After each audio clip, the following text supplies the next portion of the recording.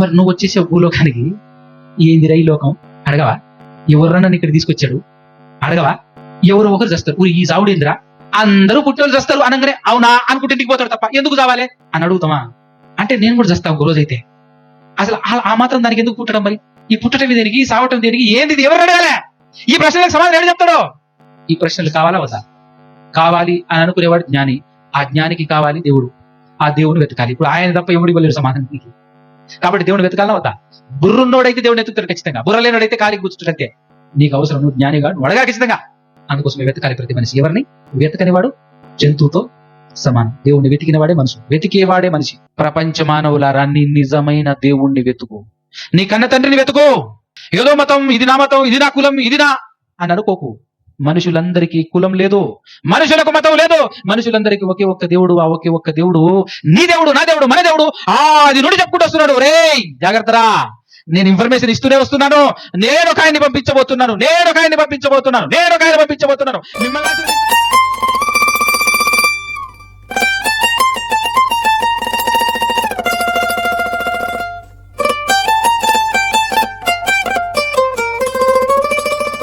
మొదటగా మనందరి కన్న తండ్రి మనలందరినీ నిర్మించి మన కొరకు సమస్తము సిద్ధపరిచి మన కొరకు తన ప్రియ కుమారుడైన యేసుక్రీస్తు ప్రభువు వారిని కూడా బలి చేసినటువంటి ఆ ఏకైక దేవునికి, ఆయన కుమారుడు ఈ లోక రక్షకుడైన యేసుక్రీస్తు ప్రభువు వారి ద్వారా పరిశుద్ధాత్మ సహాయంతో స్తుతి స్తోత్రాలు కృతజ్ఞతాస్తుతులు చెల్లించుచున్నాను. అదే విధముగా ఆయన మాటలు వినాలి, విన్నటువంటి మాటలను హృదయంలో పదిలపరుచుకొని వాటి ప్రకారంగా బ్రతికి ఆయన ఉన్న మహాలోకానికి చేరుకోవాలి అనే ఆశ, తపన, తాపత్రయం ఉన్నటువంటి మీ అందరికీ కూడా క్రీస్తు పేరటనే శుభములు, వందనాలు తెలియజేస్తున్నాను.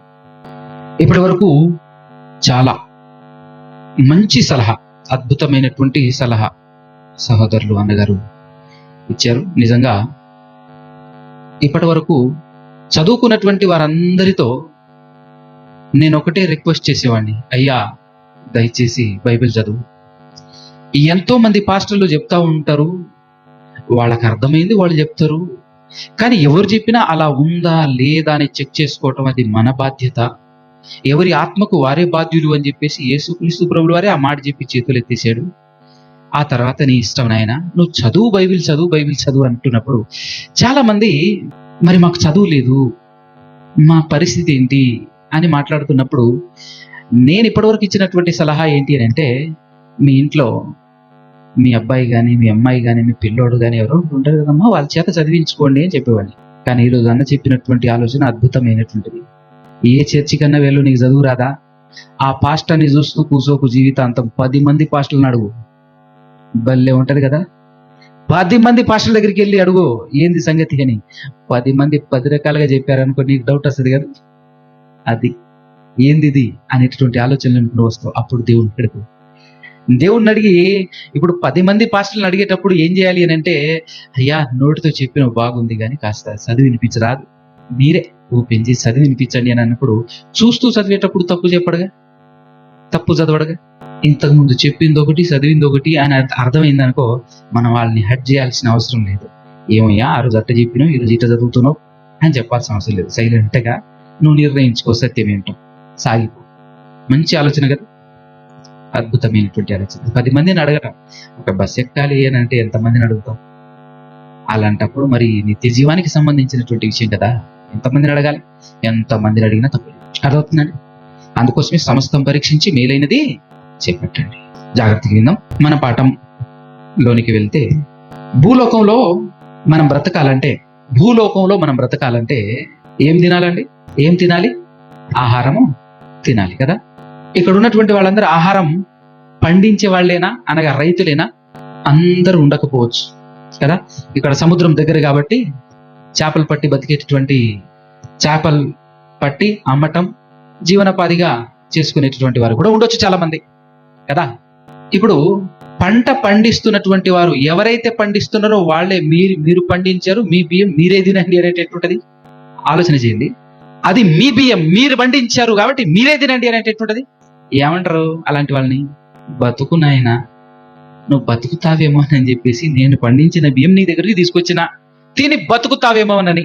నువ్వు పండించిన కాబట్టి నువ్వే తిననేటట్లుంటుందో ఈరోజు చాలా మంది భారతదేశంలో యేసుక్రీస్తు ప్రభులు వారు ఇజ్రాయేలు దేశంలో నుంచి వచ్చాడు, ఇజ్రాయేల్ అంటే నమ్మండి, మేము నమ్మమనంటే ఆయన నీకు జీవం కావాలి అని అంటే ఆయన కావాలి ఖచ్చితంగా. ఈ ప్రపంచంలో ప్రతి మనిషి బతకాలంటే బియ్యం తినాలి వండుకొని, దేవుడున్న మహాలోకానికి పోవాలి, నిత్యం నిరంతరం దేవునితో పాటు బ్రతకాలి అని అంటే ఖచ్చితంగా యేసును స్వీకరించాలి. ఏ దేశం నుండి వస్తే ఏంది, ఏ పొలంలో పడితే ఏంది, ఎవడు పండిస్తే నీకేంది అనే ఆలోచన రావాలి కదా మనకు. కాబట్టి నువ్వు పండించావు కాబట్టి నువ్వే తిను. ఇది ఒక రకంగా మన పాస్టర్ల దగ్గరికి కూడా వర్తిస్తుంది. ఏంటి అంటే ఎవరు పండించినా ఏ ఊరు నుంచి వచ్చినా, జనరల్ గా నేను ఎక్కువగా అంటే మనం చూస్తాం కర్నూలు సోనా బియ్యం అని చెప్పేసి ఆ బియ్యం బస్తా మీద పేరు ఉంటది కదా, అంటే కర్నూలు మాత్రమే తినాలనే కాదు కదా. కర్నూలు పేరు ఉన్నంత మాత్రాన కర్నూలు మాత్రమే తినాలని కాదు కదా. ఈరోజు మనం వాడుతున్నటువంటి ప్రతి వస్తువు made in Japan, made in China, made in America అని చెప్పేసి రాస్తా ఉంటారు ప్రతి వస్తువు మీద. అంటే వాళ్ళు మాత్రమే వాడాలనా, ఆ దేశంలో ఉన్నటువంటి వాళ్ళు మాత్రమే వాడాలి దాన్ని అనా కాదు కదా. అవసరాన్ని బట్టి ప్రతిదీ ఏ ప్రాంతంలో ఉన్నవాడైనా సరే వాడుకోవాలి. ఏది మనకు ఉపయోగపడుతుంది. మామూలుగా మనం వాడేటటువంటి ఫోన్లు ఉంటాయి కదా, మేడ్ ఇన్ ఇండియా కూడా చాలా ఫోన్లు ఉన్నాయి, మేడ్ ఇన్ జపాన్ ఉన్నాయి, మేడ్ ఇన్ చైనా ఉన్నాయి, చాలా ఉన్నాయి. కానీ మనం ఏం చూస్తాం, మేడ్ ఇన్ ఇండియా ఉన్నదే తీసుకుందాం రా అనుకుంటావా? ఏమనుకుంటాం? దేనికి ఫీచర్స్ బాగున్నాయి, ఏది మనకు బాగా పనికి వస్తుంది, ఏది ఉంటే మనకు పర్ఫెక్ట్గా ఉంటుంది, ఏది బ్యాటరీ ఎక్కువసేపు నిలుస్తుంది, ఏది పెర్ఫార్మెన్స్ బాగుంటది, అన్ని యాంగిల్స్ లో మనం చెక్ చేసుకొని ఇది నాకు పర్ఫెక్ట్ అనుకుంటాం కదా. అంటే మనకు ఏదైతే పక్కాగా ఉపయోగపడుతుందో, మన అవసరాన్ని తీరుస్తుందో, అది ఎక్కడి నుంచి వచ్చినా ఎవరు తయారు చేసినా అది అస్సలు పట్టించుకోకుండా మనం తీసుకుంటాం. అవునా కదా. అలాగే మన భారతదేశంలో ఉన్నటువంటి సమాజానికి మన భారతీయులందరూ మన సహోదరులు కాబట్టి ఆ భారతీయులకు నేను చెప్పేటువంటి మాట ఏంటంటే, ఆయన ఖచ్చితంగా ప్రతి మనిషి పుట్టాడు అనంటే పుట్టించిన దేవుడు ఒకడున్నాడు. ఆ దేవుని దగ్గరికి నువ్వు నేను మనం చేరాలి అని అంటే యేసుక్రీస్తు ఒక్కడే మార్గం. నిత్యం నిరంతరం దేవుని దగ్గరికి వెళ్ళి దేవునితో పాటు బ్రతకాలి అని అంటే ఒకే ఒక మార్గం. ఆ మార్గం ఎవరో కాదు, యేసుక్రీస్తు. యేసుక్రీస్తు ద్వారానే మనం ఎక్కడికి వెళ్ళగలం, దేవుని దగ్గరికి వెళ్ళగలం అనేటటువంటి సత్యాన్ని ఈరోజు మనం చెబుతున్నాం. దాన్ని ఏ యాంగిల్లో వాళ్ళు మాట్లాడుతున్నారో వాళ్లకు మనం ఎలా సమాధానం చెప్పాలో కొన్ని విషయాలు చెప్పాను. కానీ నా పాఠం ఏంటంటే, మనందరికీ దేవుళ్ళు ఎంతమంది అండి? గట్టిగా చెప్పండి, మనందరికి దేవుళ్ళు ఎంతమంది?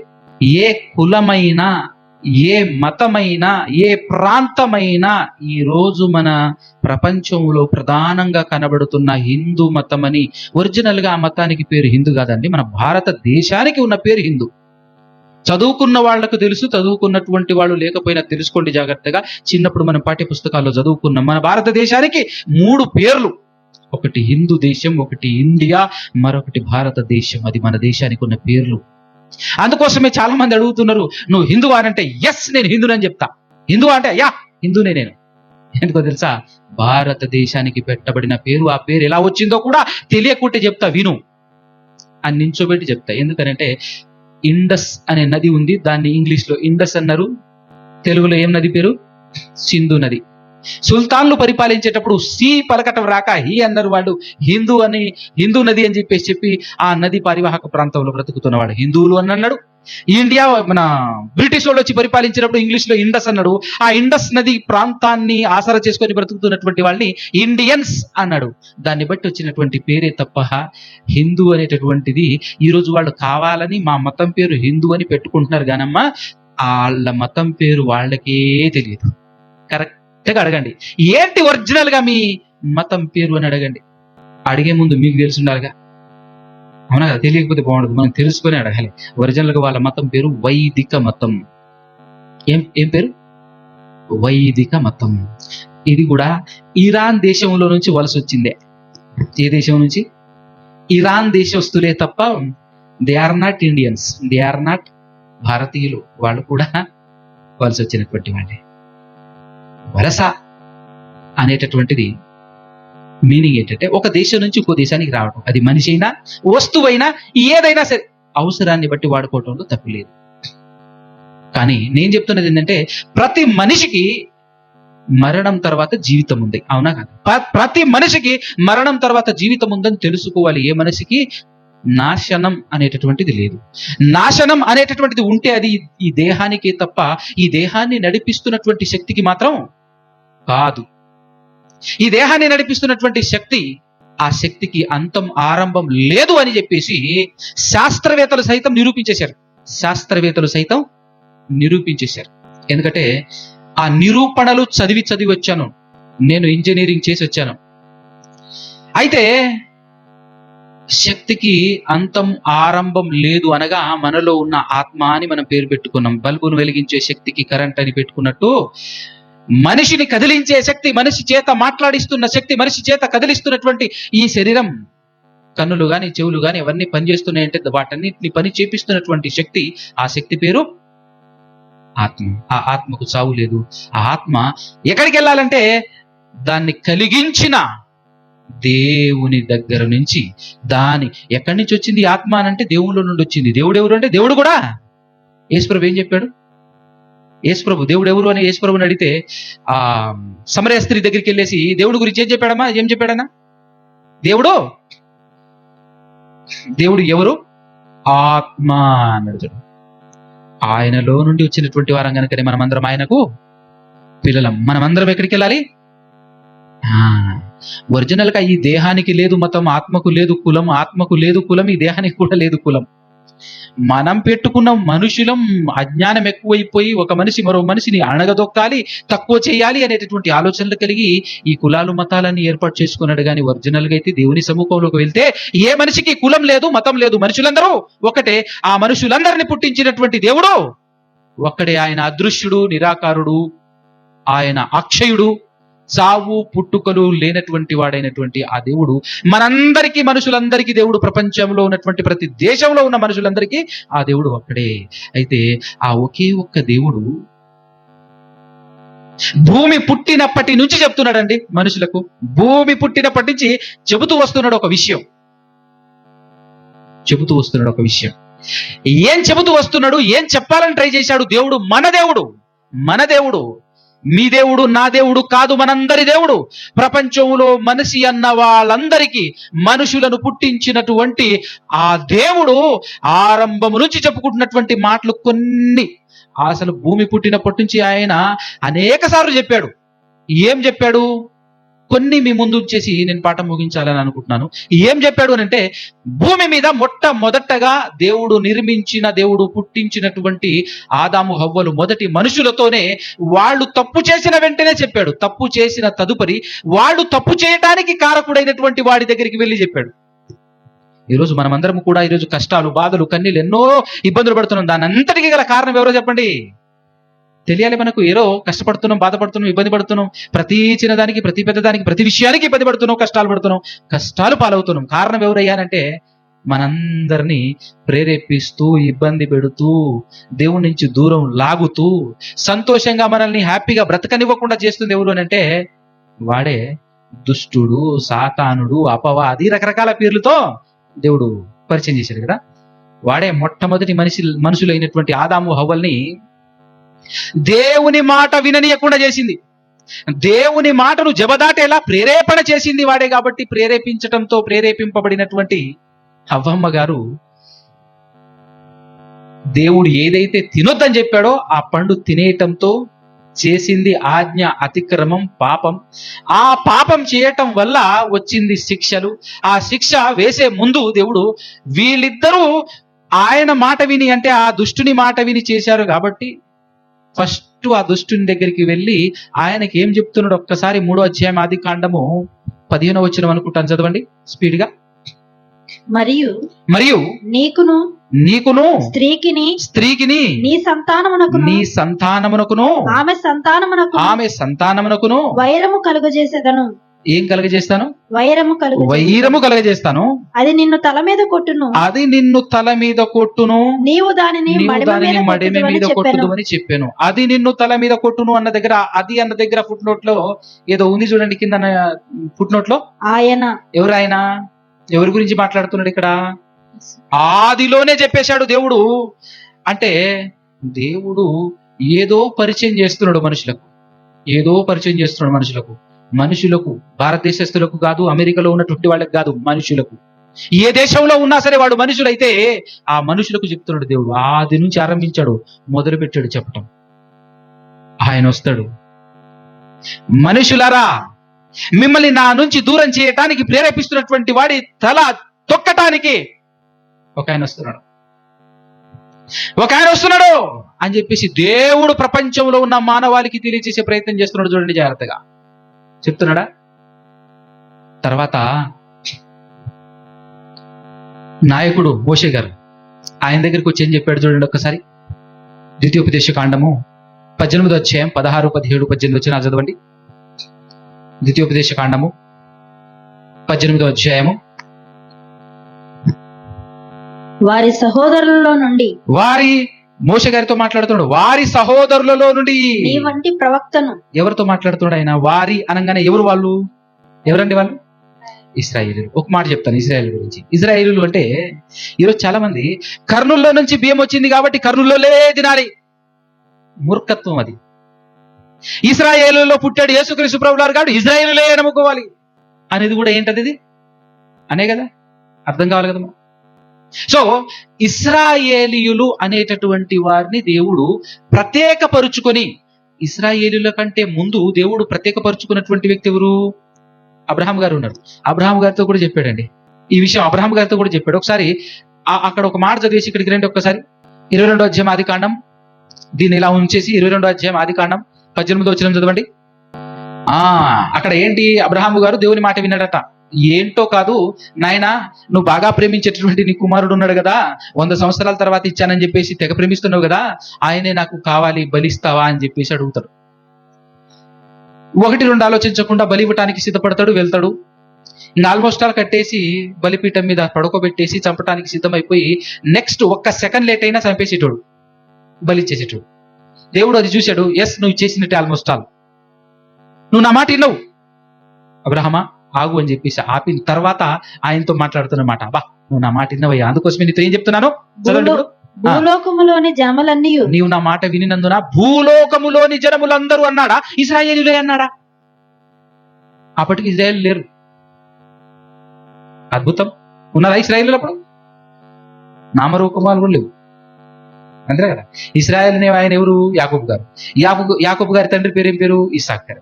ఇస్సాకు గారు బలిపీఠం మీద ఉన్నప్పుడు చెప్తున్నాడు. ఇస్సాకు గారు బలిపీఠం మీద ఉన్నప్పుడు చెప్తున్నాడు దేవుడు ఏమన్నా తెలుసా? అబ్రాహాము, నీ ద్వారా ఏం చేస్తాడట?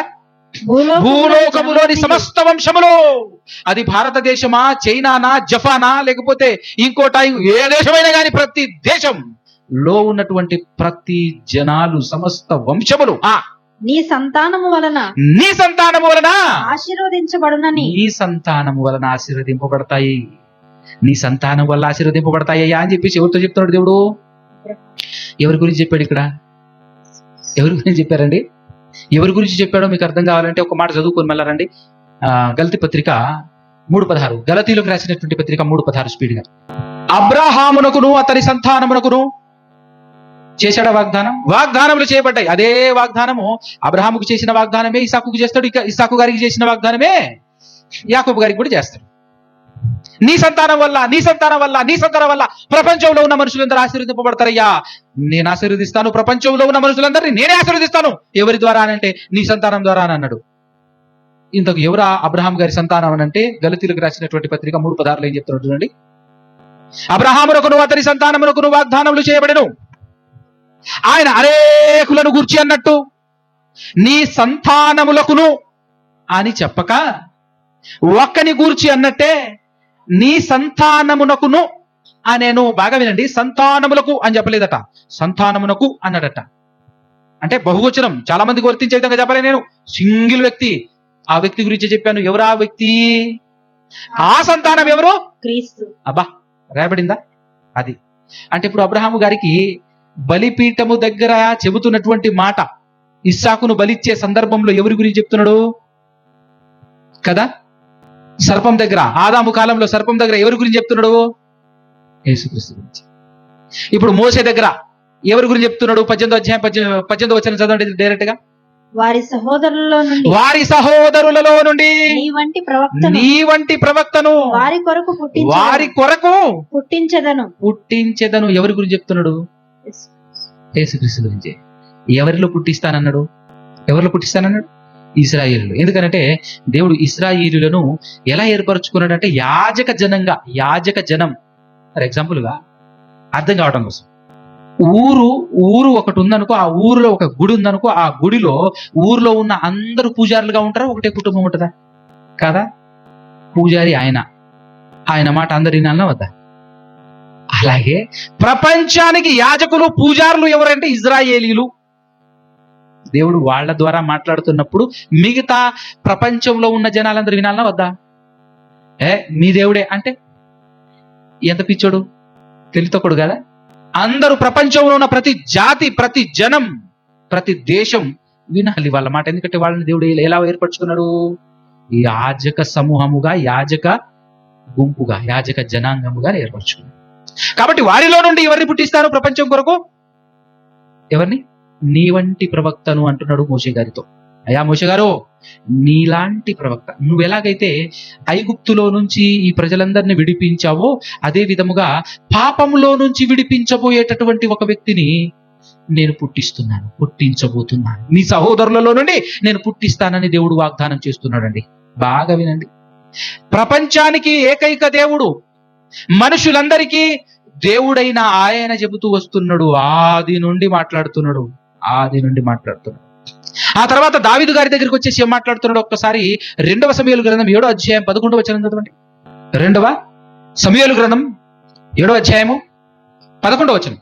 నీ శత్రువుల మీద దావీదుతో చెప్తున్నాడు, అయ్యా దావీదు, నీ శత్రువుల మీద నీకు విజయాన్ని ఇచ్చాను, నీకు నెమ్మది కలుగజేసి ఉన్నాను. విజయాన్ని ఇచ్చి నీకు నెమ్మది కలుగజేసి ఉన్నాను. మరియు యెహోవానగు నేను యెహోవా అనేటటువంటి మాటకు అర్థం ఏంటంటేనండి, ఆయనకి ఏదో పేరని కాదు. ఒరిజినల్ గా దేవునికి మనలాంటి పేరేమీ లేదు. దేవుడు ఎన్నో పేర్లతో పిలుచుకుంటాం, అవన్నీ ఆయన గుణ లక్షణాలే తప్ప ఆయనకు మనలాంటి పేరు కాదు. మనలాంటి పేరు అంటే మనకు పురుషోత్తం అని చెప్పేసి పేరు ఉంటుంది. చేసే పనులన్నీ ఎట్లుంటాయి? పేరు మాత్రం ఎంత మంచిగా ఉంటుంది. పురుషులలో ఉత్తముడు అనే అర్థాన్ని ఇచ్చే పేరు పెట్టుకుంటాడు, కానీ పనులు ఉంటాయి. అవునా కదా? అంటే పేరుకి తీరికి సంబంధం ఉండదు. కానీ అక్కడ దేవునికి ఈ టైప్ లో పేర్లు ఉండవు. మొత్తం పిలువబడే పేర్లని ఆయన తీరులే, ఆయన గుణాలే తప్ప ఆయనకు మనలాంటి పేరు కాదు. అందుకోసమే యెహోవా అనే మాటకు అర్థం ఏంటి?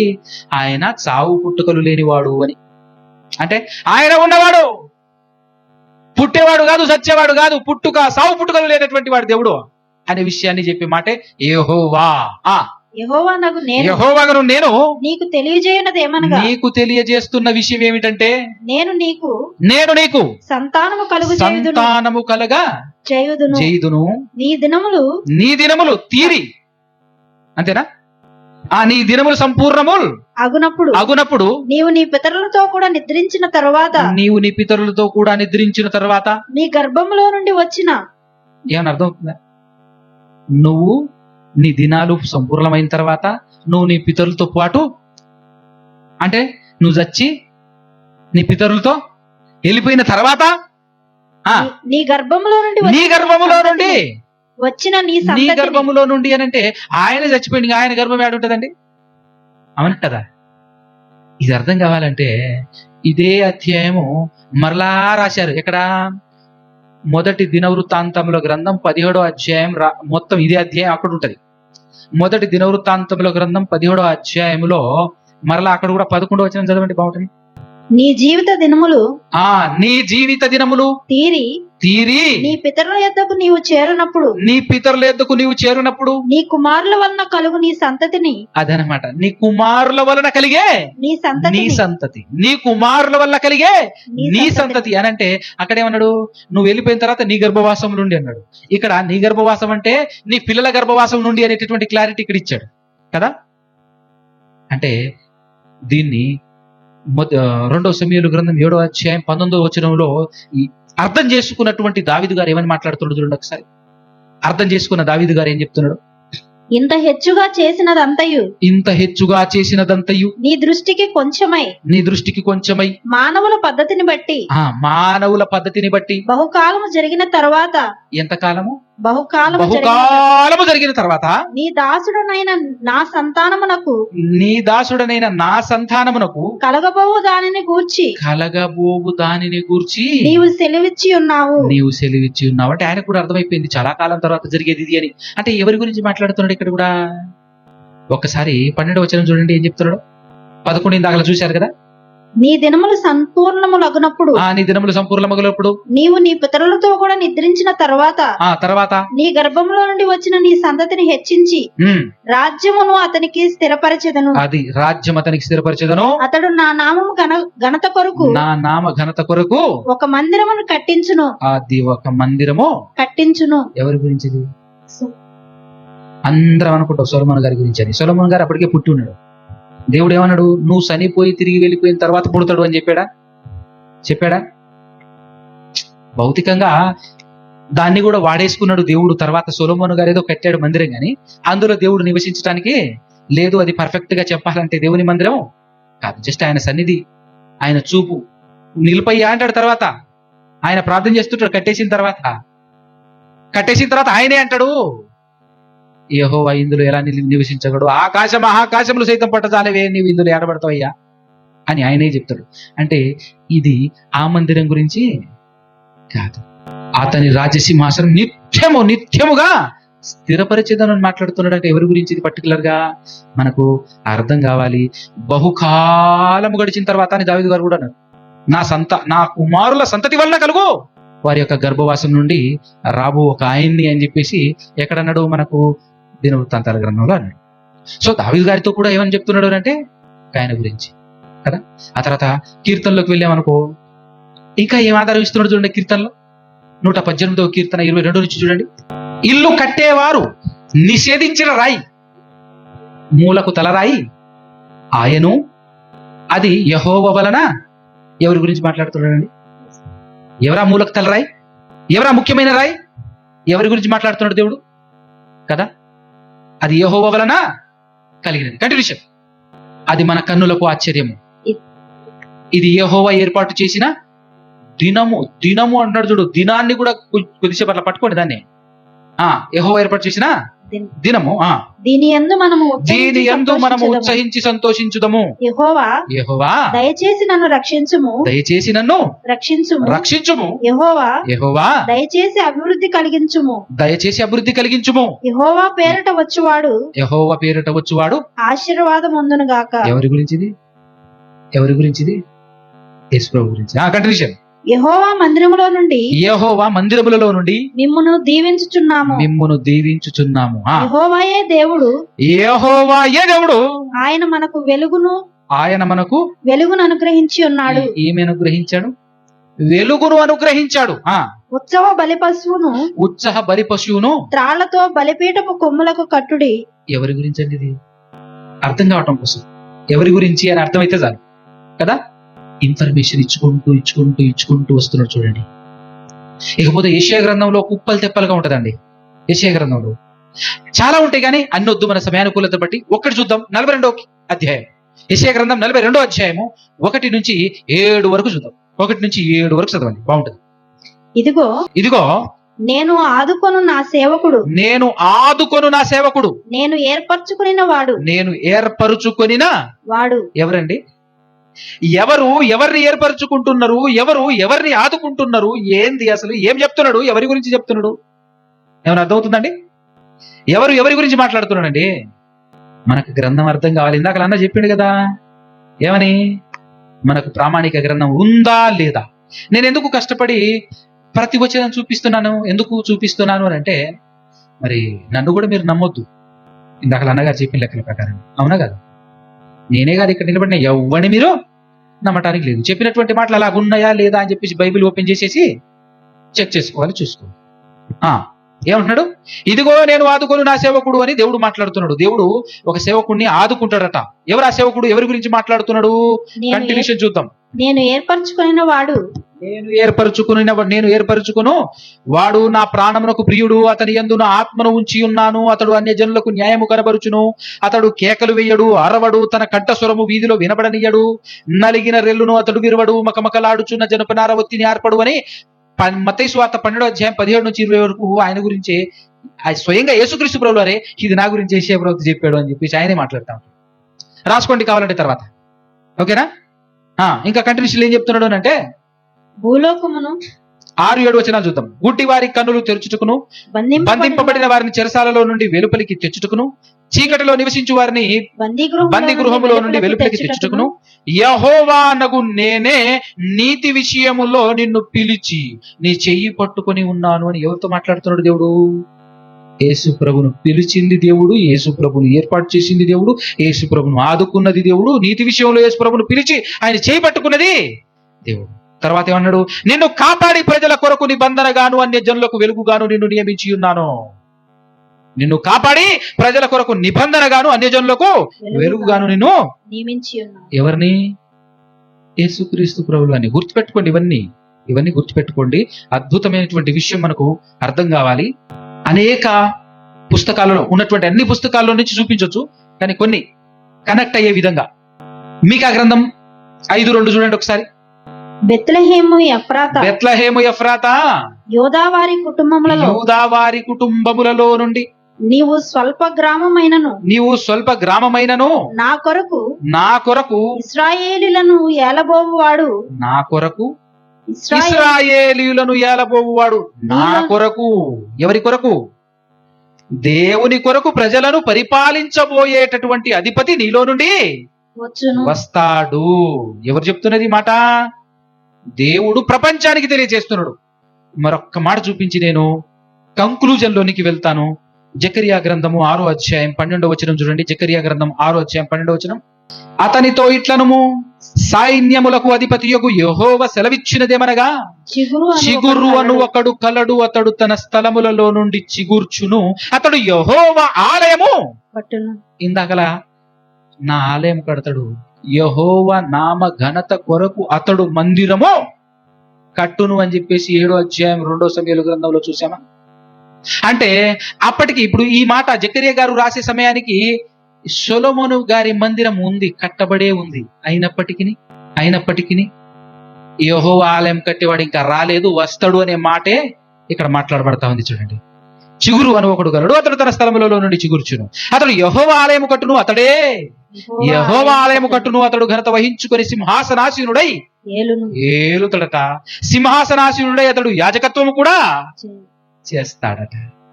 ఏలుతాడు ప్లస్ యాజకత్వము కూడా చేస్తాడు. అంటే రాజు ప్లస్ యాజకుడు. ఎవరి గురించి చెప్తున్నాడు? ఈ 2 కేటగిరీస్ కలిగి ఈ 2 డ్యూటీస్ ఎట్ ఏ టైం చేస్తున్నటువంటి వ్యక్తి ఎవరు? యేసుక్రీస్తే. ఇంకెవరు ఉన్నారా? లేరు కదా.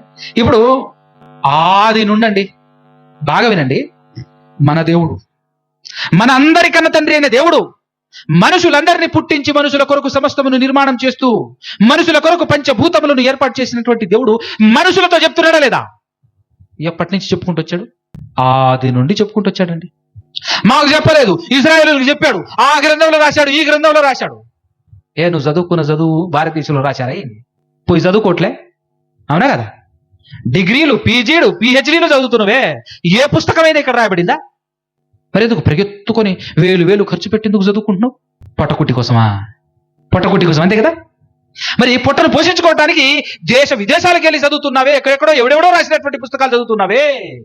నిన్ను పుట్టించిన వాడు నిన్ను తన దగ్గరికి చేర్చుకోవటానికి వారధిగా రాసిన పుస్తకమే ఓ దాయి పుస్తకం. మత పుస్తకమా ఇది? కరెక్ట్గా అర్థమైతే ఏ చదువులు పనికిరాదు. కరెక్ట్ చెప్పనా? ఈ ప్రపంచంలో ఎన్ని చదువులు చదువుకున్నా చదువులన్నింటికి తల్లి లాంటిది ఇది.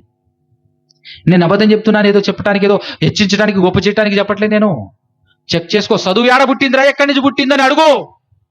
ఆన్సర్ బైబిల్ అని రాకపోతే పరిగెత్తుకోరా నా దగ్గరికి. చదువు పుట్టిందే బైబిల్లో నుంచి, సైన్స్ పుట్టిందే ఇక్కడి నుంచి. ఆ శాస్త్రవేత్తలు ఏదో రాసుకుంటే భూమిని, ఆకాశమును ఇక్కడ చెప్పుకొని నిజమా కాదా అని గెలికి ఏదో థీరీలు అయ్యో రాసుకుంటే, ఆ పుస్తకాలు రాసుకుంటే వాటిని చదువుకోవటానికి నువ్వు చదువుతున్నావు చదువులు, దాన్ని పట్టుకొని ఎర్రగిస్తున్నావు. నాయన, నీ బతుకు జీవితం ఇది, బతుకు పుస్తకం ఇది. భూమి మీద పుట్టిన ప్రతి మనిషి యొక్క బతుకు పుస్తకం. ఎందుకు పుట్టావో, ఎందుకు బతకాలో, ఎందుకు సావాలో, సచ్చిన తర్వాత ఎక్కడికి వెళ్ళాలో నీకు తెలియచేసే గ్రంథం బైబిల్. మత పుస్తకం కాదు ఇది. కాబట్టి చదువుకోవాలి, నేర్చుకోవాలి, తెలుసుకోవాలి. ప్రపంచానికి అవసరమైనటువంటి మాటలు ఇవి. దేవుడు మన దేవుడు, మన దేవుడు, మన దేవుడు అండి. మీకు విషయం చెప్పనా? ఎక్కడో ఒక ఫంక్షన్కి వెళ్ళాము, మీకు అర్థం కావడం కోసం ఈ ఎగ్జాంపుల్. మన చెప్పులు పోయినాయి, మన చెప్పులు లాలే కనిపించినాయి, వేరే వాళ్ళు ఎవరో వేసుకొని వచ్చేసినాం. మన చెప్పులు అనుకొని వేసుకొని వచ్చేసినాం. ఆ తర్వాత అసలు వచ్చేసి అయ్యా ఇగో ఇవి నీ చెప్పులు అన్నాడు అనుకో, నాకు అవసరం లేదు అంటవా? అంటవా? ఏమంటావు? నిజమే. ఎప్పటి నుంచో డౌట్ కొడుతుంది నాకు, ఇవి నాకు కావే, కొంచెం తేడా కొడుతుంది. ఎందుకంటే ఇన్ని రోజులు వేసుకున్నాను కదా, నాకు అర్థమవుతుంది కదా.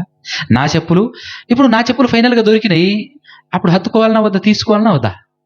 అవునా కదా? ఈ ఎగ్జాంపుల్ ఎందుకంటే నాయనా, నిజమైన దేవుణ్ణి మరిచి ఎవరెవరినో దేవుడు అనుకునేసినావు నువ్వు. ఒరిజినల్ తర్వాత వచ్చాడు, నేనేరా నిన్ను కన్న తండ్రిని, నీ దేవుణ్ణి అని అన్నప్పుడు హత్తుకోవద్దు, తెలుసుకోవద్దు, పరీక్షించి తెలుసుకోవాలా వద్దా? మంచిదో చెడ్డదో వచ్చి జాలే అనుకుంటేట చెప్పులైతే సరిపోతాయి అట్లా అనుకుంటే, కానీ ఇది ఎట్లా అనుకుంటే కుదరదుగా. అవునా కదా? ఇందాక అన్న చెప్పినట్టు ఏదో ఒక బస్సు ఎక్కాలే, ఇది ఆడిపోతే నాకేంటి అని అంటే ఎట్టుంటది? ఊరు నాయన, నువ్వు పోవాల్సింది తినాలి, ఇది పోయేది ఎక్కడికి అనుకుంటున్నావు? ఇది ఒంగోలు పోతుంది నాయన అని చెప్పేసి ఏడుకోడి పోని అని అంటావు. అప్పుడు ఎక్కడైతే ఎక్కినా ఆడపోతే ఆడి దిగుతాపో అని చెప్పేసి అనగలమా? అమ్మో డ్రైవర్ గారు స్పీడ్ ఆపండి తొందరగా దిగాలే అని దిగుతావా లేదా? అందుకోసమే దిగు అంటున్నా. ప్రపంచ మానవులారా, నీ నిజమైన దేవుణ్ణి వెతుకు, నీ కన్న తండ్రిని వెతుకు. ఏదో మతం, ఇది నా మతం, ఇది నా కులం, ఇది నా అని అనుకోకు. మనుషులందరికీ కులం లేదు, మనుషులకు మతం లేదు, మనుషులందరికీ ఒకే ఒక్క దేవుడు. ఆ ఒకే ఒక్క దేవుడు నీ దేవుడు, నా దేవుడు, మన దేవుడు. అది నుండి చెప్పుకుంటూ వస్తున్నాడు. రేయ్ జాగ్రత్తరా, నేను ఇన్ఫర్మేషన్ ఇస్తూనే వస్తున్నాను. నేను ఒక ఆయన్ని పంపించబోతున్నాను, మిమ్మల్ని ఆశీర్వదించడానికే, మిమ్మల్ని పరిపాలించడానికే, నా కోసం మిమ్మల్ని నా దగ్గరికి చేర్చుకోవడానికే అని చెప్పుకుంటూ వచ్చాడా లేదా? మిమ్మల్ని మోసం చేస్తున్న సాతాను తల చితకదొక్కడానికి నేను పంపిస్తున్నాను ఒకడిని అని చెప్పేసి ఆదిలో నుంచి ఆరంభించాడండి. చెప్పుకుంటూ వచ్చాడా లేదా? చెప్పుకుంటూ ఆధారాలన్నీ విడిచిపెట్టి ఫైనల్ గా పంపించిన తర్వాత ఆయన్ని కనుగొనినటువంటి వారు, పసిగట్టినటువంటి వారు ఆయన గురించి సమాజానికి వెళ్ళి ఏమని మాట్లాడుతున్నారో ఒక్కసారి కొన్ని సందర్భాలు చూపించి పాఠం ముగించేస్తాను.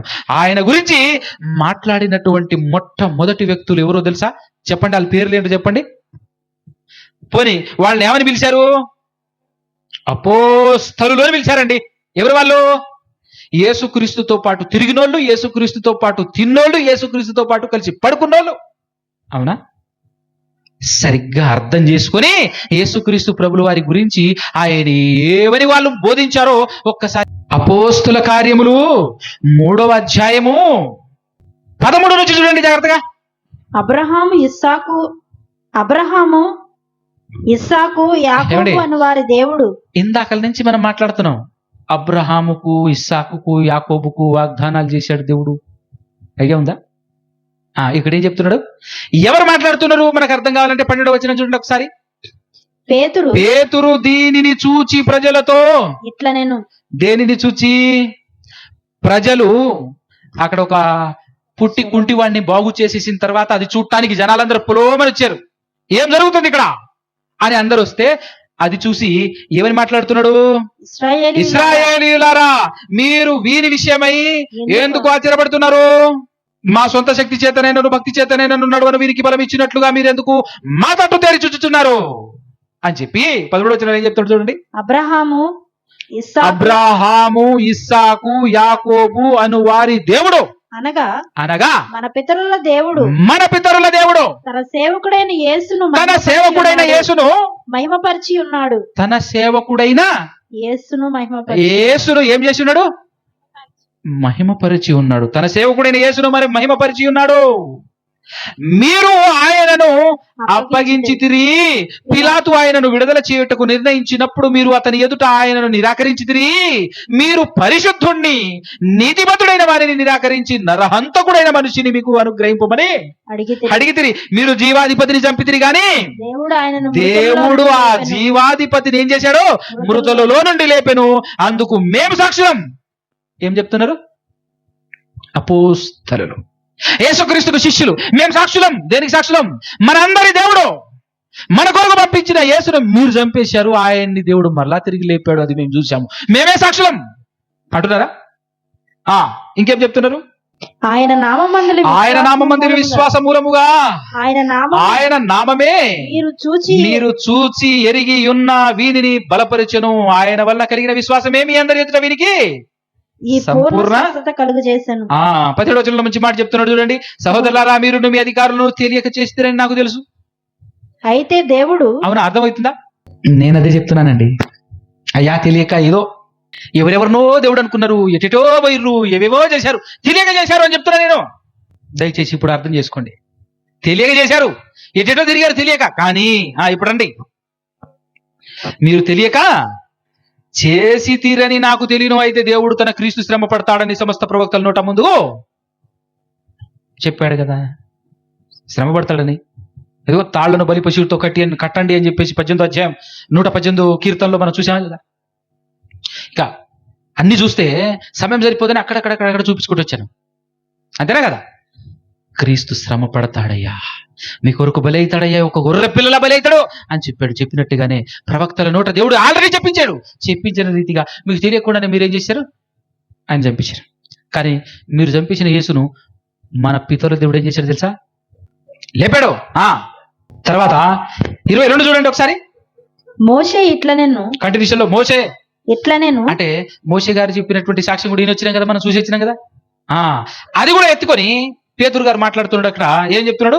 ప్రభువైన దేవుడు నా వంటి ఒక ప్రవక్తను మీ సహోదరులలో నుండి మీ కొరకు పుట్టించును. ఆయన మీతో ఏమి చెప్పినను అన్ని విషయములలో మీరు ఆయన మాట వినవలను. ఆ ప్రవక్త మాట వినని వాడు ప్రజలలో ఉండకుండునట్లు సర్వనాశనము. అంటే ఎవరా ప్రవక్త? యేసు ప్రభు మాటలు ఎవడైతే వినడు వాడు సర్వనాశనం అయిపోతాడు, నిత్య నరకాగ్ని గుండానికి వెళ్ళిపోతాడు. అది ఇక్కడ చెప్తా ఉన్నది. ఎందుకంటే ఆయన్ని పంపించింది దేవుడు, ఆయన్ని నియమించింది దేవుడు, ఆయన్ని మన కొరకు ఈ లోకానికి పంపించింది దేవుడు. కాబట్టి దేవుడు పంపించిన ఆయనను నువ్వు నిరాకరిస్తే దేవుడు నిన్ను క్షమించడు. ఎందుకంటే నీ కోసమని ఎన్ని చేశాడు దేవుడు. పంచభూతాలు పక్కన పెడితే పంచభూతాల కంటే గొప్పదైనటువంటి రక్షణ మనకు ఇవ్వటం కోసం ఉట్టిగానే డైరెక్ట్ గా అలా తెలియకుండా ఎవరికి అర్థం కాకుండా ఏం పంపించాలా? అడుగడుగున ఆదిలో నుండి ఆది సంభూతుణ్ణి ప్రకటించుకుంటూ వచ్చాడా లేదా? నేను ఒక వ్యక్తిని నియమిస్తున్నాను, నేను నా సేవకుడిని పంపిస్తున్నాను, నేను ఇదిగో ఈ ప్రవక్త లాంటి ప్రవక్తను పుట్టిస్తున్నాను, ఇదిగో అబ్రహాముతో చెప్పాడు నీ సంతానము ద్వారా ప్రపంచంలో ఉన్న ప్రజలందరినీ ఆశీర్వదింపబోతున్నానని చెప్పాడు. అదే ఇన్ఫర్మేషన్ పేతురు గారు కోట్ చేస్తూ చెప్తున్నాడు. చూడు ఇక్కడ కంటిన్యూషన్ ఏం చెప్తున్నాడు? ఆ ప్రవక్తల దేవుడు అబ్రహాముతో ఎన్నో వచ్చినామండి? 25 ఒక్కసారి 24 నుంచి మరియు 23 నుంచి. ఆ ప్రవక్త మాట వినని వాడు ప్రజలలో ఉండకుండా సర్వనాశనము అగునను. మరియు సమూయేలు మొదలుకొని అందరూ ప్రవక్తలు ప్రవచించిరు, వారందరూ ఈ దినమును గురించే ప్రకటించారు. ఈ దినమును గురించే ప్రకటించారు. దినం గురించి ఏదో మాట్లాడాం మనం, ఎక్కడో చూసాం. ఐడియా ఉందా? ఈ దినాన్ని గుర్తుపెట్టుకోండి అన్నాను.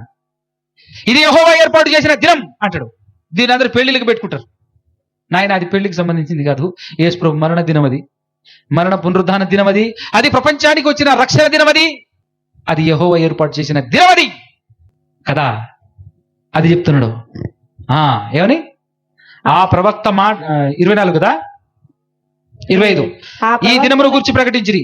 ఆ ప్రవక్తలకును ప్లస్ కామ పెట్టడా, ఆ ప్రవక్తలందరికీ ప్లస్ దేవుడు అబ్రహాముతో నీ సంతానమందు భూలోక వంశములన్నీయు ఆశీర్వదింపబడునని చెప్పి మీ పితరులతో చేసిన నిబంధనకును మీరు వారసులు. అబ్రహాముకు చెప్పినటువంటి మాటకు, వాగ్దానానికి అందరూ మీరు వారసులై ఉన్నారు. నెక్స్ట్ కండిషన్, దేవుడు తన సేవకుని పుట్టించి.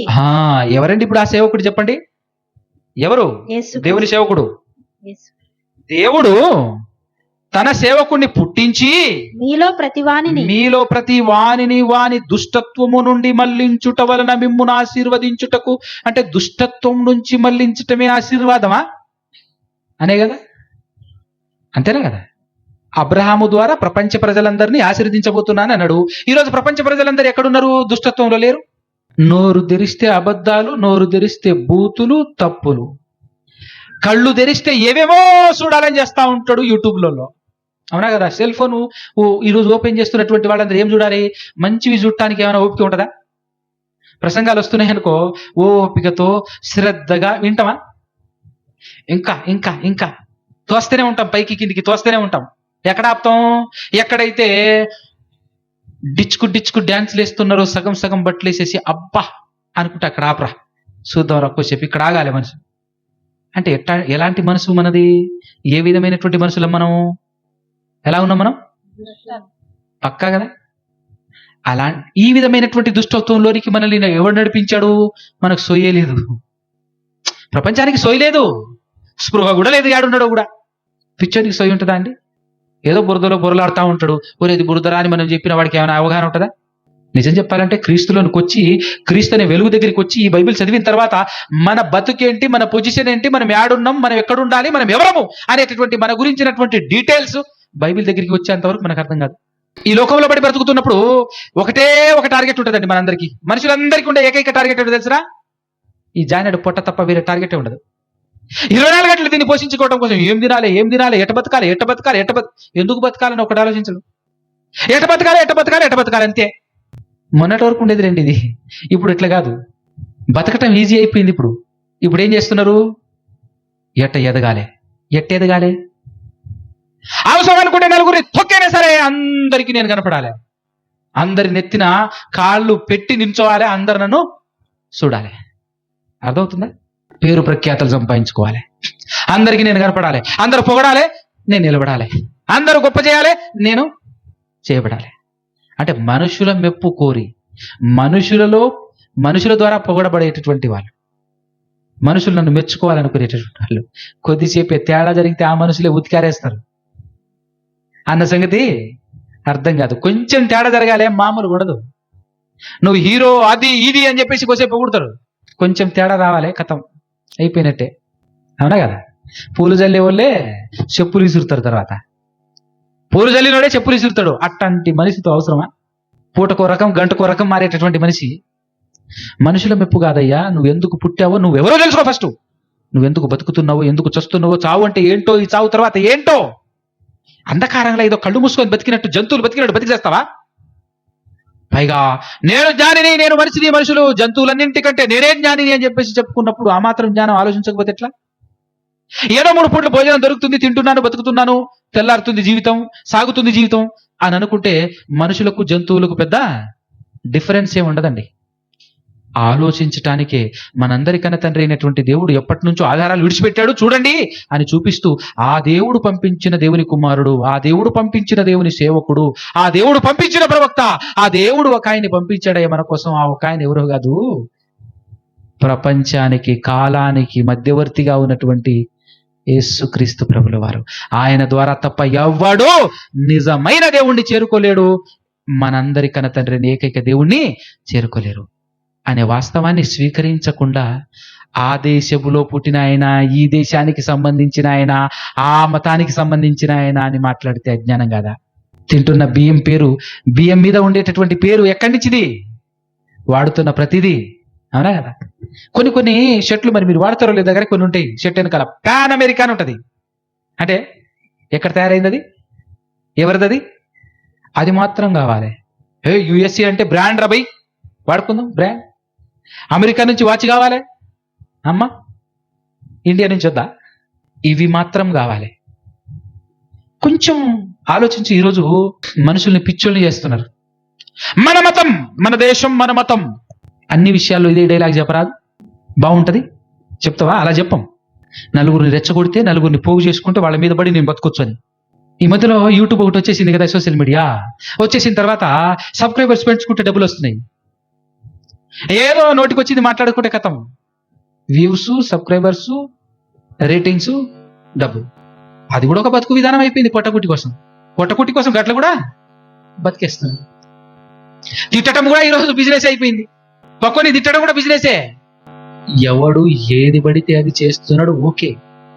కానీ నీ గురించి నువ్వు ఆలోచించు. నేనేం వినాలి, నేను ఎందుకు పుట్టాను, ఎందుకు బతకాలి, ఎందుకు చావాలి, చావంటే ఏంటి, నెక్స్ట్ ఏంటి, అసలు దేవుడు ఎవరు, దేవుడు అని ఎవరిని అనాలి, అసలు దేవుడు ఎలా ఉంటాడు, ఏంటి? ఆలోచించాలి కదా, తెలివి ఉంది కదా, జ్ఞానం ఉంది కదా. మనం వాడే చిన్న చిన్న వస్తువులకి, ఈ రోజు వాడి రేపు పడేసేటటువంటి వస్తువులకి ఒకటికి 4 సార్లు మనం జాగ్రత్తగా ఏం చేస్తాం, చెక్ చేస్తాం కదా. మరి అలాంటప్పుడు దీన్ని చెక్ చేయవా? ఏమండి ఏం చెప్తున్నాడు?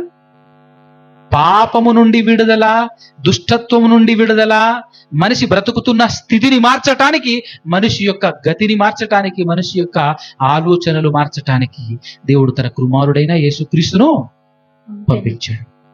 పేతురు గారు ఎవరితో చెప్తున్నాడు? వెళ్ళి ఇశ్రాయేలుతో. ఫైనల్ గా మరొక అపోస్తలుడు అన్యుల దగ్గరికి వెళ్ళి ఏం చెప్తున్నాడో ఆ సందర్భం చూపించి నేను ప్రార్థన చేసేస్తాను. అన్యులంటే ఎవరు? ఇశ్రాయేలు అంటే పూజారులు, అన్యులంటే భక్తులు అనేగా. పూజారులు వేరు, భక్తులు వేరు. ఆ పూజారుల మాట వినాల్సినటువంటి భక్తులు, దేవుడెవరో తెలియని భక్తులు, దేవుడెవరో వెతుకుతున్న భక్తులు కదా. ఎవరు ఆ దేవుడు? మనల్ని పుట్టించినవాడు, మమ్మల్ని పుట్టించినవాడు, మా కన్న తండ్రి అనే దేవుడు కదా. మన గురించి తపన పడుతున్నటువంటి దేవుడు ఎవరు అని చెప్పేసి ఆలోచిస్తున్నటువంటి వాళ్ళందరి దగ్గరికి వెళ్ళి, దేశం దాటి, ఖండాలు దాటి, భూమి ఒకటే, ఈ భూమి మీద మనుషులందరూ ఒకటే, ఈ మనిషి అన్నవాడు ఏ దేశంలో బతికితే ఆ దేశానికి వెళ్ళి దేవుని గురించి చెప్పడానికి బయలుదేరాడు పౌలు గారు, అపోస్తలుడైనటువంటి పౌలు గారు. ప్రపంచంలో పేరుందండి గ్రీకు దేశానికి. జ్ఞానానికి పుట్టినిల్లు అని, జ్ఞానానికి అదొక పెట్టింది పేరు అన్నట్టుగా ఉంటది అనమాట గ్రీకు దేశం. ఆ గ్రీకు దేశానికి వెళ్ళాడు ఎవరు? పౌలు గారు. వెళ్ళి మహా పండితులు, జ్ఞానులు అనుకుని బాగా ఆత్మ సంబంధమైన జ్ఞానాన్ని పరిశీలనాత్మకంగా చదివి చూసి, ఎన్ని పుస్తకాలైనా పఠించి ఆలోచించి పరిశీలన కలిగినటువంటి జనుల మధ్యలకు వెళ్ళి ఏమని మాట్లాడుతున్నాడు ఒక్కసారి అపోస్తల కార్యం 17వ అధ్యాయము 24 నుంచి చూడండి ఏం చెప్తున్నాడు.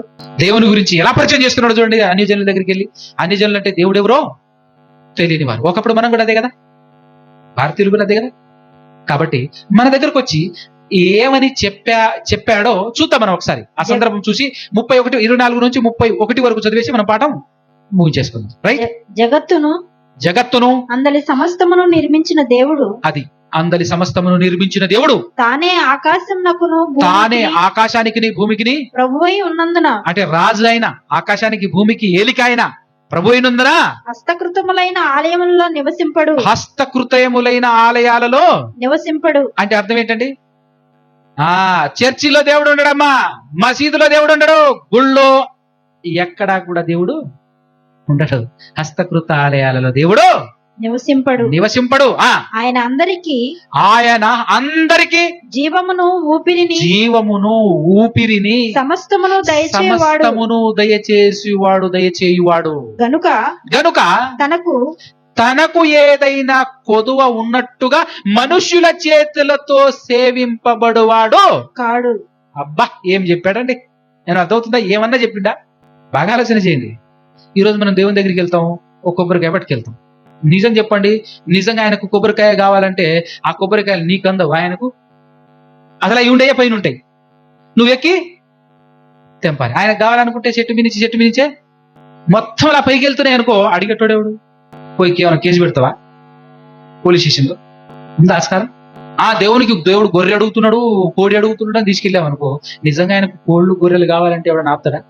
నువ్వు మేపడానికి వెళ్తావు, మళ్ళీ నువ్వు ఒక్కనివే వస్తావు, గొర్రెల మంద మొత్తం తీసుకెళ్తాడు పైకి. నాకు కావాలరా భయ్ అన్నాడు అనుకో, అడిగే దేవుడు, అడిగే దిక్కేవుడు. పట్టుకుంటావా ఆయన్ని? పట్టుకోగలవా? ఎప్పుడు ఆది కాండంలోనే 9వ అధ్యాయంలో చెప్పేసాడు, ఎవరి ఆయన్ని నీకురా, వాటి అన్నింటినీ కోసుకొని తిను, కాకపోతే రక్తం తినకో, ఎందుకంటే రక్తం వాటి ప్రాణం తినక మాంసం తిను అన్నాడు. ప్రాణం తినేందుకు పాపి అయిపోతావు, మాంసం తిను, ప్రతి జంతువు నీ కోసమే తిను, భూమి మీద తిరిగి ఏ జంతువుని తింటావు తిను అని చెప్పేసి ఇచ్చాడు. ఇది నీ కోసం, నా కోసం, మన కోసం ఇచ్చాడు. నేను తింటాలే కానీ ఫస్ట్ నువ్వు తిను అన్నట్టుంటది అనమాట. దేవుని దగ్గరికి వెళ్ళి ఫస్ట్ నువ్వు తిను అని చెప్పేసి వేస్తే ఎట్టుంటదండి? నేను తినేదైతే నువ్వు ఇవ్వాలారా? నీ చేతులతో సేవింపబడేవాడిని కాదు నేను. అదే కదా రాసింది. నాకు కావాలనుకుంటే కీర్తనలో అంటాడు, అరే నాకు ఆకలైనా నీకు చెప్పలేరా, అయినా నేను గొర్రెల మేకలు తింటానరా అని చెప్పారు 50 కీర్తనలో. అయ్యా నేను అవి నీకోసం నిర్మించిందే, నీకోసం పెట్టిందే, నీకోసం. అందుకోసమే చెట్టు మీద ఉన్న కాయ పైకి రాకుండా కింద పడేటట్టు ఎందుకు చేశాను? నువ్వు కింద ఉన్నావు కాబట్టి నీకోసమని కింద పడేటట్టు చేశాను. ఆ మాత్రం ఆలోచించకపోతే ఎట్లా నువ్వు? మళ్ళీ నాకు ఇస్తా అంటావు, నాకు కావాలని కూడా నువ్వు ఇవ్వాలా ఏంది? అసలు నీ చేతులతో ఏది నేను సేవింపబడువాడని కంటిన్యూషన్. మరియు యావత్ భూమి మీద కాపురం ఉండటానికి ఆయన ఆ దేవుడు ఒక్క వ్యక్తి నుండి ఒకరి నుండి ప్రతి జాతి మనుషులు అంటే తెల్ల జాతి, నల్ల జాతి, ఆడజాతి, మగ జాతి గాని కులం కాదమ్మా. కులం వేరు, జాతులు వేరు. అర్థమవుతుందా? ప్రతి జాతి మనుషులను సృష్టించి వారు, బాగా వినండి, వారు ఒకవేళ దేవునిని తడువలాడి కనుగొందురేమో అని. తడువులాడటం అంటే నిజంగా తడువు ఎవరు లాడతాడు? తడువులాడేది ఎవరు? గుడ్డివారు కదా.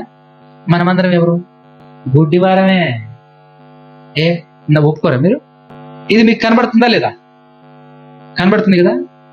దేవుడు కనబడుతున్నాడా అంటే మీరెవరు అనేగా.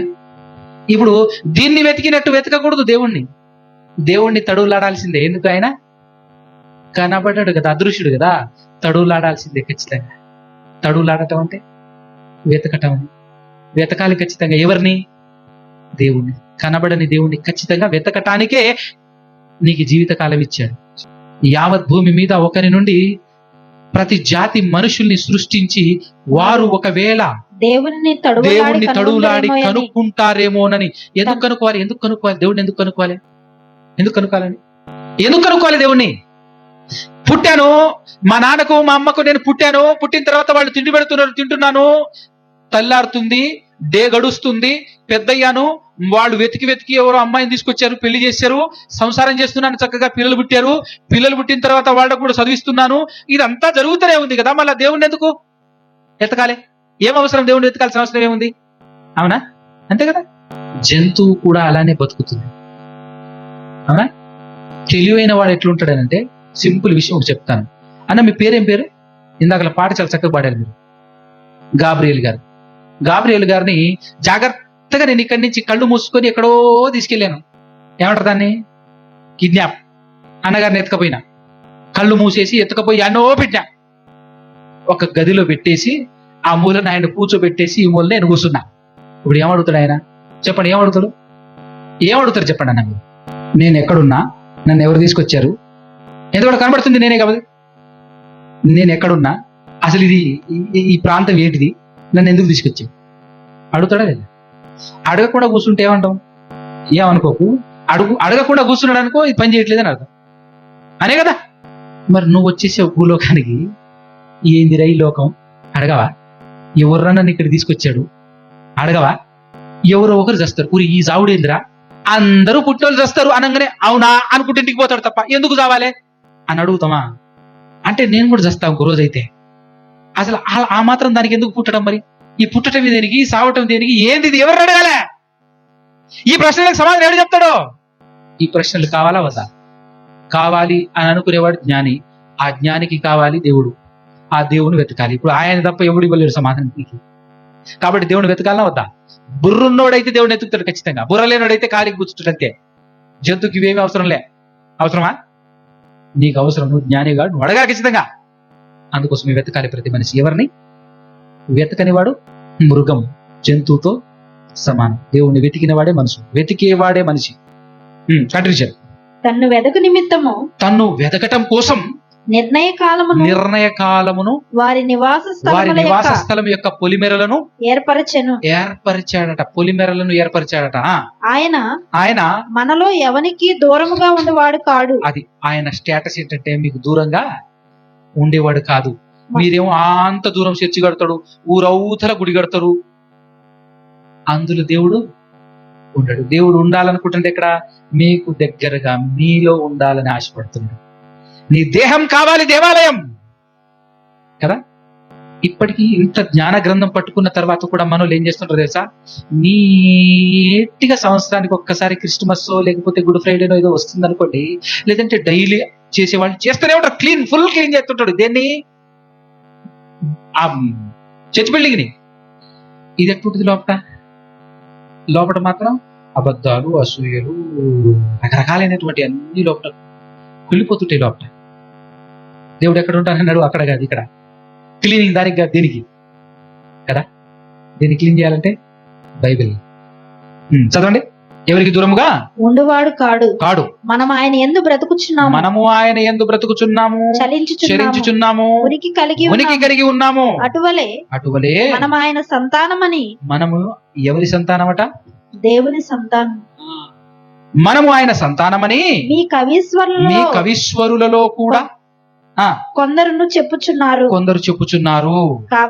కాబట్టి మనము దేవుని సంతానమై ఉండి మనుష్యుల చమత్కార కల్పనల వలన మల్చబడిన బంగారమునైనను వెండినైనను రాతినైనను దైవత్వము పోలి ఉన్నదని తలంపకూడదు. ఆ జ్ఞాన కాలములను దేవుడు చూచి చూడనట్టుగా ఉండెను. ఆ జ్ఞాన కాలం అంటే ఏ జ్ఞాన కాలము తెలుసా? దేవుని జ్ఞానమైన క్రీస్తు భూలోకానికి రాక మునుపటి కాలము. ఆ అజ్ఞాన కాలంలో దేవుడు చూచి చూడనట్టు విడిచిపెట్టాడు. దాంతో పాటు ఇంకా చెప్పాలి ఏంటంటే, ఎవడి మార్గంలో వాడు ఏర్పాటు చేసుకుని వాళ్ళంతటి వాళ్ళు దేవుళ్లను తయారు చేసుకున్నటువంటి కాలం అది. దేవుళ్లను తయారు చేసుకొని నాకు ఈ దేవుడు, నాకు ఆ దేవుడు, నాకు ఇంకొక దేవుడు అని దేశానికి ఒక దేవుడు, కుటుంబానికి ఒక దేవుడిని ఏర్పాటు చేసుకున్నటువంటి కాలం అది. సరే పోని నడవని అని దేవుడు చూసి చూడనట్టు ఎందుకు వదిలిపెట్టాడు అని అంటే, ఒక కాలం ఉంది, జ్ఞాన కాలము. నా కుమారుడు నా సేవకుడైన యేసును పంపించినప్పుడు ఆయన ద్వారా ప్రపంచానికి జ్ఞాన ప్రకటన జరుగుతుంది. అప్పుడు ప్రపంచ ప్రజలందరినీ ఒక్కటి చేస్తా, ఏకం చేస్తా అనేటటువంటి ఆలోచన దేవునికి ఉన్నది. కాబట్టి దేవుడు ఏం చేశాడు? ఆ కాలంలో చూచి చూడనట్టుగా ఉండేను. నెక్స్ట్ మాట. ఇప్పుడైతే అంతటను అందరును, ఏ కులమైనా, ఏ మతమైనా, ఏ దేశమైనా, ఏ ప్రాంతమైనా అందరూ మారు మనసు పొందవలెనని మనుష్యులకు జంతువులకు కాదు, మనుష్యులకు. నువ్వు మనిషివైతే నీకు మనుష్యులకు ఆజ్ఞాపించుచున్నాడు. ఎందుకు ఆజ్ఞాపించుచున్నాడంటే, ఎందుకనగా దేవుడు నియమించిన మనుష్యుడున్నాడు. దేవుడు నియమించిన మనుష్యుని చేత నీతిని అనుసరించి భూలోకమునకు తీర్పు తీర్చబోయేది ఒక దినం నిర్ణయించి ఉన్నాడు. పాత నిబంధనలో ఒక దినం గురించి చెప్పాడు. అదే దినం భూలోకానికి వచ్చిన రక్షణ దినం, యేసుక్రీస్తు మరణ పునరుద్ధాన దినం. ఇప్పుడు ఇంకొక దినం గురించి ప్రకటిస్తున్నాడు. అదేం దినం? తీర్పు దినం. ఎవడెవడు క్రీస్తు దగ్గరికి రాడో, ఎవడెవడు క్రీస్తును అంగీకరించడో, నా కుమారుడైన క్రీస్తును స్వీకరించడో, అలాంటి వాడి తాట తీసే దినం తీర్పు దినం. అడిగే దిక్కుండదు అక్కడ. ఎవని పోయి అడుగుతావు? ఎవని దగ్గరికి వెళ్ళి ఫిర్యాదు చేస్తావు? ఉన్నది ఆయన ఒక్కడే ఉన్నవాడు. ఆ ఉన్నవాడైనటువంటి ఆయన అద్భుతమైన అవకాశాలు ఇచ్చాడు. ఈరోజు ఈ గ్రామానికి కూడా అవకాశం ఇచ్చాడు. అయ్యా, మనందరి దేవుడు పంపించిన ఆయన కుమారుడు, ఆయన సేవకుడైన క్రీస్తు వచ్చి 2000 సంవత్సరాలైంది. ఈ రోజు కూడా ఇదిగో, నీ దేవుడు వేరు, నా దేవుడు వేరు కాదు, మనందరి దేవుడు తన ప్రియ కుమారుడిని పంపించాడు. ఆయన ఒక మనిషిని నియమించిన ఆ మనిషిని చేత, ఆ మనిషిని బట్టి, ఆ మనిషిని చేత నీతిని అనుసరించి భూలోకానికి తీర్పు తీర్చబోయేది ఒక దినమును నిర్ణయించి ఉన్నాడు. కాబట్టి మృతులలో నుండి ఆయనను లేపినందున, అంటే మృతులలో నుండి ఎవరిని లేపాడు? యేసును. ఎవరు లేపాడు? దేవుడు. మృతులలో నుండి యేసును దేవుడు లేపినందున దీన్ని నమ్మటానికి అందరికీ ఆధారము కలుగజేసి ఉన్నాడు. ప్రపంచానికి దేవుణ్ణి నమ్మటానికి ఆధారం ఏంటయ్యానంటే, ఇప్పుడు దేవుణ్ణి ఎందుకు నమ్మాలి? చనిపోయిన తర్వాత మరొక జీవితం లేకపోతే నువ్వు దేవుణ్ణి నమ్మాల్సిన అవసరమే లేదు. నమ్మకు. నేనే చెప్తాను, నమ్మకు. నేను కూడా నమ్మను ఇంకొక జీవితం లేకపోతే. కానీ ఉందని రుజువు ఎలా? నువ్వు చూసావా అంటారు కదా. కానీ యేసు అనేటటువంటి ఆయన ఉన్నాడు అనటానికి ఈరోజు చరిత్రలో గాంధీ ఉన్నాడా? అంబేద్కర్ ఉన్నాడా? వాళ్ళు ఉన్నారు అని చెప్పటానికి ఆధారమే యేసు ప్రభు. ఏ కాలంలో ఉన్నారు అంటే క్రీస్తు శకం ఫలానా అని చెప్పాలి. చరిత్రకే ఆధారమై నిల్చొని ఉన్నాడు ఆయన కదా. ఎందుకు ఆయన్నే చరిత్రకు ఆధారంగా పెట్టారు, కాలానికి మధ్యవర్తిగా పెట్టారు అంటే, ఆ సీన్ ఇంకెక్కడా ఎప్పుడు జరగలేదు. భయంకరంగా సిలువకు వేలాడదీయబడి చనిపోవటం ఏంటి, 3వ దినాన తిరిగి లేపబడటం ఏంటి, అప్పటికే ప్రపంచాన్ని గొప్పగా ప్రభావితం చేసి ప్రపంచంలో ప్రతి దేశంలో నానుతున్న మాట, ప్రపంచాన్ని ప్రభావితం చేసిన వ్యక్తులలో నెంబర్ 1 స్థానంలో ఉన్నటువంటి వ్యక్తి. సో ఆయన ఎందుకు ఇంత ప్రభావితం చేశాడు ప్రపంచాన్ని అంటే, ఆయనలా తిరిగి లేపబడిన వాడెవడు లేడు. ఆయన్ని దేవుడు తిరిగి లేపి చూపించాడు, ఒరే జీవితం ఇంకా ఉంది, అసలు ఆరంభమే ఇప్పుడు అని. ఆయన్ని చంపిన వారు ఆయన చాప్టర్ క్లోజ్ అయిపోయింది అనుకున్నారు, కానీ చాప్టర్ ఓపెన్ ఇప్పుడే అవుతుందిరా అన్నాడు తర్వాత లేచి. అర్థమవుతుందా? అంటే దీనికి ఎన్నో ఎగ్జాంపుల్ చెప్పాడు. ఒరే నీవు తింటున్న ప్రతి విత్తనాన్ని చూడు, విత్తినప్పుడు సస్తే తప్ప ఇంకొక మొలక, ఇత్తిన గింజకు మరొక బ్రతుకుందన్నప్పుడు నీకు లేదని అంటే ఎట్టనైనా అంటాడు. అది ఎందుకు పెట్టాను ఆ విధంగా అంటే, నీకు అర్థం కావడానికి, నీ మనోనేత్రాలు వెలిగింపబడటానికే ఆ ప్రాసెస్ పెట్టాను. గింజకే మరో బ్రతుకు ఉన్నప్పుడు నీకు లేదా? ఉంది 100%. కరెక్ట్గా చెప్పాలంటే స్టార్టింగ్ లో మా పాయింట్ చెప్పానే, మన ఆత్మకు నాశనం లేదు అని శాస్త్రవేత్తలే నిరూపించేశారు. శక్తికి అంతం లేదు, ఆరంభం లేదు. మనల్ని నడిపిస్తుంది కూడా శక్తియే. శక్తికి అంతం ఆరంభం లేదు. దేవుని దగ్గర నుంచి వచ్చింది దేవుని దగ్గరికి వెళ్ళాలి అంటే మార్గం యేసుక్రీస్తే. కాబట్టి ఖచ్చితంగా దేవుడు పంపించిన దేవుని కుమారుడైన క్రీస్తే ఈరోజు మనకందరికీ మార్గం. యేసుక్రీస్తే. ఎందుకనంటే ఆ యేసుక్రీస్తుని పంపించింది దేవుడు కాబట్టి, మనందరి దేవుడు కాబట్టి, మనందరికి దేవుడు ఒక్కడే కాబట్టి, ఆ ఒకే ఒక దేవుడు ఈ లోకానికి పంపించింది ఆయన్నే కాబట్టి. ఇక్కడ దేశాన్ని చూడొద్దు, మతాన్ని, కులాన్ని చూడొద్దు. ఫైనల్ గా మన బతుకు పరమార్థం మనకు తెలియాలి, మనం పరలోకం వెళ్ళాలి, నిత్య జీవం పొందాలి. దేవుడున్న లోకానికి వెళ్ళి దేవునితో పాటు యుగాలు బ్రతకాలి. అలా బ్రతకాలి అని అనుకుంటే ఖచ్చితంగా నువ్వేం చేయాలి? అవునా కదా? అప్పుడప్పుడు చూడండి, మీరు పండించిన పంట నేను తినను అని అంటే ఎంతసేపు? ఆకలి కానంతసేపే. ఆకలి అయితే ఏదో ఒకటయ్యా ఇవ్వు అంటావా లేదా? తప్పదు. అప్పుడు చూస్తావా? ఆకలి అయితే బాగా ఆకలి అయితే చూస్తావా? ఈ ఆకలి కాబట్టి నీకు తెలుస్తుంది, శరీరంలో ఉన్నావు కాబట్టి. కానీ అది అర్థం కావాలంటే ఈ లోకం దాటి మరణం తర్వాత నరకానికి వెళ్ళిన తర్వాత తెలుస్తుంది. అక్కడికి వెళ్ళిన తర్వాత తెలిసినా ఉపయోగం ఉండదు. తెలిసినా ఉపయోగం ఉండదు. అక్కడికి వెళ్ళి కాలుతున్న అగ్నిలో పడి, ఇక్కడ చూసావు కదా డీజేలు, అక్కడ 4 పిన్ డీజే ఉంటది, మామూలుగా ఉండదు. అడిగి పోయిన తర్వాత కేకలేయటం తప్ప ఉపయోగం ఉండదు. కనుకనే దేవుడు ముందస్తుగా సమాచారం ఇస్తున్నాడు. ఈరోజు ఈ ప్రాంతంలో అర్థం కాని వాళ్ళకు, తెలియనటువంటి వాళ్ళకు తెలియపరచడం కోసం ఇదిగో దేవుడు ఈ రకంగా ఎవరో ఒకరిని ఉద్దేశించి, మీలో ఖచ్చితంగా ఎవరో ఒకరు ఉండే ఉంటారు, కొంతమంది ఉండే ఉంటారు, మీకోసమే దేవుడు ఇక్కడికి రప్పించాడు. కాబట్టి ఆలోచించండి, అర్థం చేసుకోండి. అర్థం చేసుకుని మనందరి దేవుడు మన కొరకు ఈ లోకానికి పంపించిన వెలుగు, మన విమోచన దేవుని జ్ఞానమై ఉన్నటువంటి దేవుని కుమారుడైనటువంటి యేసుక్రీస్తు ప్రభువు వారి దగ్గరికి, ఆయన మాటల దగ్గరికి, ఆయన ద్వారా దేవుడు మాట్లాడించినటువంటి ఆ మాటల దగ్గరికి వచ్చి ఆయన ఆజ్ఞను శిరసావహించి ఆయన చెప్పిన లెక్కల ప్రకారంగా భూలోకంలో బ్రతకాలి. ఎందుకంటే భూలోకం ఆయనది. అలా బ్రతికి ఆయన ఉన్నటువంటి మహాలోకానికి చేరుకోవటానికి ప్రయత్నం చేయాలి అనే ఆలోచన కలిగి వచ్చి కూర్చున్నటువంటి మీ అందరికీ కూడా మరొకసారి శుభములు తెలియచేస్తూ